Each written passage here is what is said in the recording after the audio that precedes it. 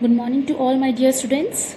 For class 8, the first chapter is rational number, and today we are going to start with the very first topic of rational number, that what actually rational numbers are. In your earlier classes, you might have read about integers. We know that whenever we go for integers, we see a number line in which in the center we have 0, this side we have plus positive integers, and this side we have negative integers. Whenever we divide any number, suppose we take 3 divided by 4, what we write is 3 by 4. Sometimes we see that some of the numbers can be expressed in the form of p by q, where p and q can be any integers. So, whenever we are able to denote any number in this form, such kind of numbers are called rational numbers. So, these numbers are called rational numbers. There can be many other examples for rational number. It can be negative, it can be positive. We see some of the whole numbers like 2, 3, 4, 7, 8, so on can also be represented as rational number by dividing them with 1.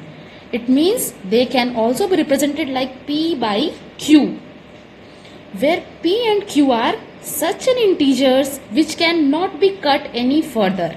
If suppose we are having a number like 12 by 4, okay, we can cut this further by 4, 1 and 3, we will get 3 by 1. Now again it is coming in the form of p by q.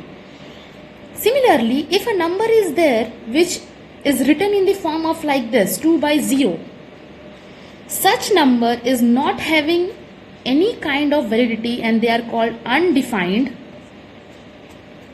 and they will not be the rational number. So for a number to be rational, there should be a form of p by q. The rational number should always be in the form of p by q, where p and q must be co-prime numbers and q should not be equal to 0. So this thing we must understand. Any number is written in the form of fraction like this, p by q, and p and q are co-prime numbers. Co-prime numbers are those numbers which do not have any common factor other than 1 between them. Suppose I am taking an example. So 3 and 4, we do not have any common factor between 3 and 4. So these are the pair of co-prime numbers. Co-prime numbers. So whenever we get p and q such that p and q are co-prime numbers and it can be represented in the form of p by q, and q is also not equal to 0, then the number is rational number.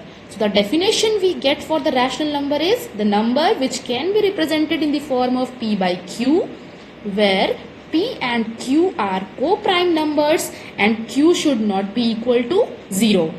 So this was the introduction for rational number.